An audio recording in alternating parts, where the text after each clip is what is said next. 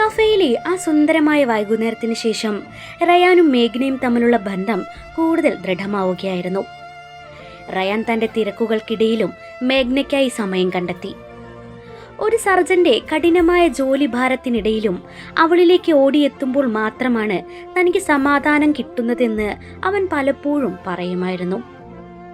മേഘ്നയുടെ ജീവിതം ഒരു സ്വപ്നം പോലെ മാറുകയായിരുന്നു. റയാന്റെ സ്നേഹം അവളെ പൂർണ്ണമായും കീഴടക്കി. ഒരു ശനിയാഴ്ച രാത്രി റയാൻ മേഘ്നയെ അവന്റെ ഫ്ലാറ്റിലേക്ക് ക്ഷണിച്ചു. നഗരത്തിന്റെ മനോഹരമായ രാത്രി ദൃശ്യങ്ങൾ കാണാൻ കഴിയുന്ന ആഡംബര ഫ്ലാറ്റായിരുന്നു അത്. കവാടം കടന്ന് അകത്തേക്ക് കയറുമ്പോൾ മേഘ്നയുടെ ഹൃദയം പടപട ഇടിക്കുന്നുണ്ടായിരുന്നു. ഹാൾ മുഴുവൻ നേർത്ത മഞ്ഞ വെളിച്ചം പരത്തുന്ന മെഴുകുതിരികൾ കത്തിച്ചു വെച്ചിട്ടുണ്ടായിരുന്നു.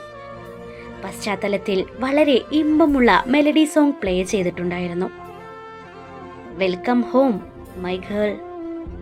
റയാൻ പുറകിലൂടെ വന്ന് അവളുടെ അരക്കെട്ടിലൂടെ കൈകൾ ചുറ്റി കവിളിൽ പതുക്കെ ചുംബിച്ചു. അവന്റെ ഷേവ് ചെയ്ത കവിളുകളിൽ നിന്നും ഉയർന്ന പുരുഷഗന്ധം അവളെ മയക്കുന്നതായിരുന്നു. റയാൻ, ഇതല്ല എനിക്ക് വേണ്ടിയാണോ? മേഘ്ന അത്ഭുതത്തോടെ ചുറ്റും നോക്കി. നിനക്ക് വേണ്ടി മാത്രമാണ് മേഘ്ന. ഈ റയാന്റെ ജീവിതവും ശ്വാസവും ഇപ്പോൾ നിനക്ക് മാത്രമുള്ളതാണ്. അവൻ അവളെ തിരിച്ചു നിർത്തി അവളുടെ കണ്ണുകളിലേക്ക് നോക്കി. ആ കണ്ണുകളിൽ പ്രണയം മാത്രമല്ല, കടുത്ത കാമവും ഒളിഞ്ഞിരിപ്പുണ്ടായിരുന്നു. അവൻ മേഘ്നയെ എടുത്ത് സോഫയിലേക്ക് ഇരുത്തി.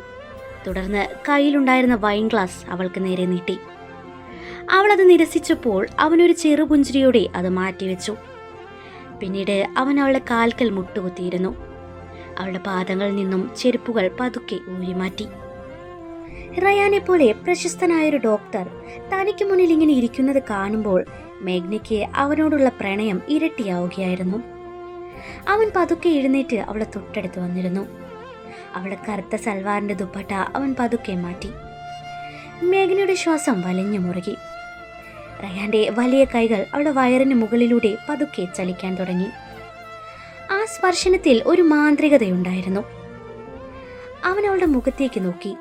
പിന്നീട് പതുക്കെ അവൾ ചുണ്ടുകളിലേക്ക് അമർന്നു. അത് വളരെ ദീർഘവും ആഴത്തിലുള്ളതുമായ ഒരു ചുംബനമായിരുന്നു. അവർക്കിടയിൽ വസ്ത്രങ്ങളുടെ അകലം പോലും അസഹനീയമായി തോന്നിത്തുടങ്ങി. റയാൻ അവളെ പതുക്കെയെടുത്ത് അവന്റെ ബെഡ്റൂമിലേക്ക് നടന്നു. കട്ടിലേക്ക് അവളെ കിടത്തുമ്പോൾ അവളുടെ നെറ്റിയിലും കണ്ണുകളിലും കഴുത്തിലും അവൻ ചുംബനം കൊണ്ട് മൂടുകയായിരുന്നു. ആ രാത്രിയിൽ പ്രണയത്തിന്റെ പരകോടിയിൽ അവർ ഒന്നായി തീർന്നു. ശാരീരികമായ ആ കെട്ടുറപ്പ് അവർക്കിടയിലെ ആത്മബന്ധം കൂടുതൽ ശക്തമാക്കുകയായിരുന്നു. പിറ്റേന്ന് രാവിലെ റയാന്റെ നെഞ്ചിൽ തലചായ്ച്ച് കിടക്കുമ്പോൾ മേഘ്ന പൂർണ്ണമായും സന്തുഷ്ടയായിരുന്നു. എന്നാൽ വിധി അവൾക്കായി കരുതി വെച്ചത് മറ്റൊന്നായിരുന്നു. കുറച്ച് ദിവസങ്ങൾക്ക് ശേഷം മേഘ്നയുടെ കഫേയിൽ പതിവിലും കൂടുതൽ തിരക്കായിരുന്നു.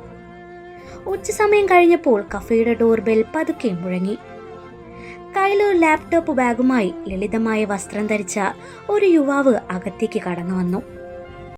കൗണ്ടറിലിരിക്കുകയായിരുന്ന മേഘ്ന യാദൃച്ഛികമായാണ് വാതിലിലേക്ക് നോക്കിയത്. ആ മുഖം കണ്ടതും അവളുടെ കയ്യിലിരുന്ന പേന താഴേക്ക് ഉരുണ്ടുപോയി. അവളുടെ കണ്ണുകൾ വിടർന്നു. ശരീരം ഒരു നിമിഷം തരിച്ചുപോയി. ദേവ്, അവളുടെ കൗമാരക്കാലത്തെ പ്രണയം, കോളേജ് കാലത്ത് അവൾക്ക് താങ്ങും തണലുമായി നിന്നവൻ.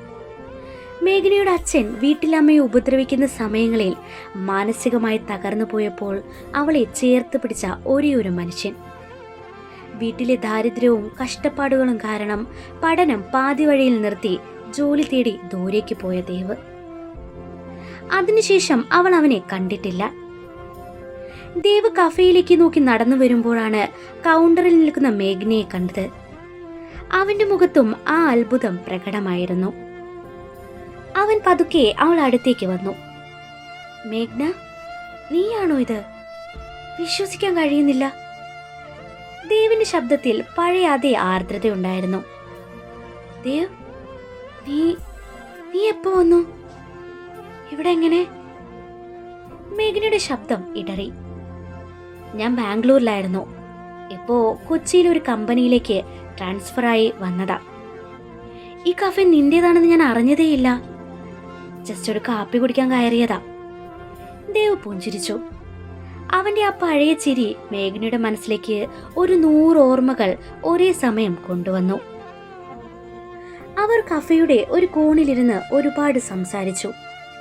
ദേവ് പഴയതുപോലെ തന്നെയാണ്, യാതൊരു മാറ്റവും ഇല്ല. ഇപ്പോഴും സ്നേഹമുള്ള ശാന്തനായ ദേവ്. എന്നാൽ മേഘ്നയുടെ മനസ്സിൽ ഒരു കുറ്റബോധം തോന്നി തുടങ്ങി. താൻ റയാനുമായി പ്രണയത്തിലാണെന്ന കാര്യം ദേവിനോട് എങ്ങനെ പറയും? ദേവ് ഇപ്പോഴും വിവാഹം കഴിക്കാതെ അവളുടെ ഓർമ്മകളുമായി ജീവിക്കുകയാണെന്ന് അവന്റെ സംസാരത്തിൽ നിന്നും അവൾക്ക് മനസ്സിലായി. കൃത്യം അതേ സമയത്താണ് കഫയുടെ മുന്നിലേക്ക് റയാന്റെ ആഡംബരക്കാർ വന്നു നിന്നത്. കാറിൽ നിന്നും കറുത്ത കൂളിംഗ് ഗ്ലാസ് വെച്ച് കോട്ടും സൂട്ടും അണിഞ്ഞ് റയാൻ ഇറങ്ങി വന്നു. അവൻ കഫയിലേക്ക് കയറി ഉടനെ കണ്ടത് മറ്റേതോ ഒരു പുരുഷനോടൊപ്പം ചിരിച്ച് സംസാരിക്കുന്ന മേഘ്നയാണ്. റയാന്റെ മുഖം പെട്ടെന്നിരുണ്ടു. അവന്റെ കണ്ണുകളിൽ കടുത്ത ദേഷ്യം മിന്നിമറഞ്ഞു. അവൻ വേഗത്തിൽ അവരുടെ അടുത്തേക്ക് നടന്നു വന്നു. മേഘ്ന! റയാന്റെ കനത്ത ശബ്ദം കേട്ട് മേഘ്ന ഞെട്ടി എഴുന്നേറ്റു. റയാൻ, ഇത് ദേവ്, എന്റെ കോളേജ് ഫ്രണ്ടാണ്. മേഘ്ന ഭയത്തോടെ പരിചയപ്പെടുത്തി. അവൾക്ക് റയാന്റെ ദേഷ്യത്തെക്കുറിച്ച് നന്നായി അറിയാമായിരുന്നു. റയാൻ ദേവിനെ ഒന്ന് രൂക്ഷമായി നോക്കി. പിന്നീട് മേഘ്നയുടെ കൈത്തണ്ടയിൽ ബലമായി പിടിച്ചു. അവൻ പിടിച്ച പിടിയിൽ മേഘ്നയ്ക്ക് നല്ല വേദന എടുത്തു. മേഘ്ന, എനിക്ക് നിന്നോട് അർജന്റായി ഒരു കാര്യം സംസാരിക്കാനുണ്ട്. ഓഫീസിലേക്ക് വരണം, റയാൻ പരുക്കൻ ഭാവത്തിൽ പറഞ്ഞു. ദേവ് റയാന്റെ ആ പെരുമാറ്റം ശ്രദ്ധിക്കുന്നുണ്ടായിരുന്നു. ഹലോ മിസ്റ്റർ, താൻ ആരാണെങ്കിലും അവളുടെ കയ്യിൽ നിന്ന് പിടിവിട്, അവൾക്ക് വേദനിക്കുന്നുണ്ട്. ദേവ് ശാന്തമെങ്കിലും ദൃഢമായ ശബ്ദത്തിൽ പറഞ്ഞു. ദേവിന്റെ ആ വാക്കുകൾ റയാനെ കൂടുതൽ ഭ്രാന്ത് പിടിപ്പിച്ചു. അവൻ മേഘ്നയുടെ കൈവിട്ട് ദേവിന്റെ ഷർട്ടിന്റെ കോളറിൽ കുത്തിപ്പിടിച്ചു. നീ ആരാടാ എന്നോട് ചോദിക്കാൻ? എന്റെ പെണ്ണാണിത്, അവളുടെ മേലെ എനിക്ക് മാത്രമാണ് അവകാശം. റയാൻ ഉറക്കി അലറി. കഫേയിലുണ്ടായിരുന്ന ജീവനക്കാരും കസ്റ്റമേഴ്സും എല്ലാം ഭയന്നുപോയി. മേഘ്ന കരഞ്ഞുകൊണ്ട് റയാന്റെ കൈകളിൽ പിടിച്ചു വലിച്ചു. റയാൻ പ്ലീസ്, വേണ്ട, ഇവിടെ ആളുകൾ നോക്കുന്നു, അവൾ കെഞ്ചി. റയാൻ ദേവിനെ തള്ളി മാറ്റിയിട്ട് മേഘ്നയുടെ കയ്യും പിടിച്ച് കഫേക്ക് പുറത്തേക്ക് വലിച്ചഴിച്ചു കൊണ്ടുപോയി. കാറിന്റെ ഫ്രണ്ട് സീറ്റിലേക്ക് അവളെ അക്രമസക്തമായി തള്ളിയിട്ടു. തുടർന്ന് കാർ അമിത വേഗത്തിൽ മുന്നോട്ട് പാഞ്ഞു. കാറിനുള്ളിൽ കനത്ത നിശബ്ദതയായിരുന്നു. റയാന്റെ ശ്വാസോച്ഛ്വാസം വളരെ വേഗത്തിലായിരുന്നു. സ്റ്റിയറിംഗിൽ പിടിച്ചിരുന്ന അവന്റെ കൈകൾ വിറയ്ക്കുന്നുണ്ടായിരുന്നു. മേഘ്ന പേടിച്ചു വിറച്ച് കരയുകയായിരുന്നു. ഫ്ളാറ്റിലെത്തിയ ഉടൻ അവൻ അവൾ അകത്തേക്ക് തള്ളി വാതിൽ ലോക്ക് ചെയ്തു. മേഘ്ന ഭയത്തോടെ ചുവരിലേക്ക് ഒതുങ്ങി നിന്നു. ആരാടവൻ? നിനക്ക് അവനുമായി എന്താ ബന്ധം? റയാൻ അവളെ തോളുകളിൽ പിടിച്ചു കുലുക്കി. റയാൻ, അവനെന്റെ പഴയൊരു സുഹൃത്ത് മാത്രമാണ്. പ്ലീസ് എന്നെ വിട്, എനിക്ക് വേദനിക്കുന്നു. മേഘ്ന ഉറക്ക കരഞ്ഞു. റയാൻ ഒരു നിമിഷം അവളുടെ കണ്ണുകളിലെ കടുത്ത ഭയവും കണ്ണീരും നോക്കി നിന്നു. പെട്ടെന്ന് അവന്റെ മുഖത്തെ ആ ദേഷ്യം അപ്രത്യക്ഷമായി. അവൻ തളർച്ചയോടെ നിലത്തിരുന്നു. തല കൈകളിൽ താങ്ങി അവൻ പതുക്കെ കരയാൻ തുടങ്ങി.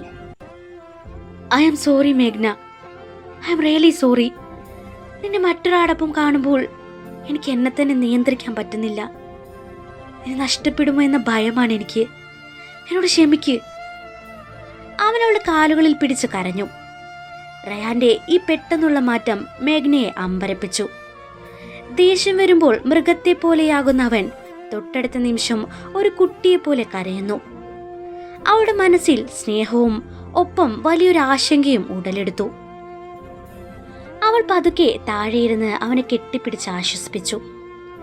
ആ രാത്രിയും അവർ പ്രണയത്തിന്റെ അഭയം പ്രാപിച്ചുവെങ്കിലും മേഘ്നയുടെ ഉള്ളിൽ ഒരു കനൽ എരിഞ്ഞു തുടങ്ങിയിരുന്നു. അച്ഛന്റെ ആ പഴയ ദേഷ്യക്കാരനായ രൂപം അവൾക്ക് റയാനിൽ കാണാൻ കഴിയുന്നുണ്ടായിരുന്നു. മറുഭാഗത്ത് ദേവ് മേഘ്നയുടെ സുരക്ഷിതത്വത്തെക്കുറിച്ച് ഓർത്ത് കടുത്ത ആശങ്കയിലായിരുന്നു. റയാൻ എന്ന മനുഷ്യൻ അവൾക്ക് ചേർന്നവനല്ലെന്ന് ദേവിന്റെ മനസ്സ് പറയുന്നുണ്ടായിരുന്നു. ആ രാത്രിയിലെ കൊടുങ്കാറ്റിന് ശേഷം റയാന്റെ ഫ്ളാറ്റിൽ പുലരി പിറന്നത് തികച്ചും ശാന്തമായിട്ടായിരുന്നു. ജനൽ വിരിപ്പുകൾക്കിടയിലൂടെ അരിച്ചെത്തിയ പ്രഭാത സൂര്യന്റെ കിരണങ്ങൾ മേഘ്നയുടെ മുഖത്ത് തട്ടിയപ്പോൾ അവൾ പതുക്കെ കണ്ണുകൾ തുറന്നു. റയാന്റെ ശക്തമായ കൈകൾ അവളെ കാവൽക്കാരനെ പോലെ പൊതിഞ്ഞു പിടിച്ചിട്ടുണ്ടായിരുന്നു. ഉറക്കത്തിൽ അവന്റെ മുഖം എത്ര നിഷ്കളങ്കമാണ്. തലേദിവസ രാത്രിയിൽ ഒരു മൃഗത്തെ പോലെ അലറിയ മനുഷ്യനാണിതെന്ന് വിശ്വസിക്കാൻ പോലും അവൾക്ക് പ്രയാസം തോന്നി. അവൾ പതുക്കെ അവന്റെ കൈകൾ മാറ്റി എഴുന്നേൽക്കാൻ ശ്രമിച്ചതും റയാൻ അവളെ തന്നിലേക്ക് കൂടുതൽ മുറുക്കി ചേർത്ത് പിടിച്ചു. എങ്ങോട്ടാ ഈ വെളുപ്പാങ്കാലത്ത്? എന്റെ അരികിൽ നിന്നും മാറാൻ ഞാൻ അനുവാദം തന്നിട്ടില്ലല്ലോ. റയാൻ കണ്ണുകൾ തുറക്കാതെ തന്നെ തന്റെ പരുക്കൻ ശബ്ദത്തിൽ മന്ത്രിച്ചു. അവളിലേക്ക് കൂടുതൽ അടുത്തുകൊണ്ട് അവൻ അവളുടെ കഴുത്തിന്റെ പിൻഭാഗത്ത് പതുക്കെ ചുംബിച്ചു. റയാൻ, വിട്, എനിക്ക് കഫേയിൽ പോകണം. ഇന്നലെ അവിടെ ഉണ്ടായ ബഹളത്തിന് ശേഷം സ്റ്റാഫൊക്കെ എന്താ കരുതിയിട്ടുണ്ടാവുക? എനിക്ക് അവരോടൊക്കെ മറുപടി പറയണം. മേഘനയുടെ ശബ്ദത്തിൽ നേരിയൊരു പരിഭവമുണ്ടായിരുന്നു. റയാൻ പതുക്കെ കണ്ണുകൾ തുറന്ന് അവളെ നോക്കി. അവന്റെ കണ്ണുകളിൽ ഇപ്പോൾ ദേഷ്യമല്ല, പകരം അറ്റമില്ലാത്ത പ്രണയവും നേരിയൊരു കുറ്റബോധവും മാത്രമാണ് ഉണ്ടായിരുന്നത്. അവൻ കട്ടിലിൽ എഴുന്നേറ്റിരുന്ന് മേഘനയുടെ 2 കൈകളും തന്റെ കൈകൾക്കുള്ളിലാക്കി. ഇന്നലത്തെ കാര്യത്തിൽ ഞാൻ നിന്നോട് എത്ര തവണ വേണമെങ്കിലും മാപ്പ് ചോദിക്കാം മേഘ്ന. നീ മറ്റൊരാളോട് ചിരിച്ച് സംസാരിക്കുന്നത് കാണുമ്പോൾ എനിക്ക് സഹിച്ചില്ല. എന്റെ നിയന്ത്രണം നഷ്ടപ്പെട്ടു പോയി. എന്റെ ഈ സ്വഭാവം ഇങ്ങനെയൊക്കെയാണ്. പക്ഷേ ഞാൻ നിന്നെ എത്രമാത്രം സ്നേഹിക്കുന്നുണ്ടെന്ന് നിനക്കറിയില്ലേ? അവൻ അവളുടെ കൈകളിൽ മാറി മാറി ചുംബിച്ചുകൊണ്ട് പറഞ്ഞു. അവന്റെ ആ വാക്കുകളിൽ മേഘനയുടെ മനസ്സ് പതുക്കെ അലിഞ്ഞു. അവൾ റയാന്റെ മുഖത്തേക്ക് നോക്കി. സുന്ദരനായ നഗരത്തിലെ ഒട്ടുമിക്ക പെൺകുട്ടികളും കൊതിക്കുന്ന ഒരു പുരുഷൻ തനിക്ക് മുന്നിൽ ഇങ്ങനെ ഉരുകിത്തീരുന്നത് കാണുമ്പോൾ ഏതൊരു പെൺകുട്ടിയെ പോലെയും അവളും എല്ലാം മറക്കാൻ തയ്യാറാവുകയായിരുന്നു. ഇനി ഒരിക്കലും ആരോടും ഇങ്ങനെ പെരുമാറരുത് റയാൻ. എനിക്ക് നിന്റെ ദേഷ്യം കാണുമ്പോൾ പേടിയാകും.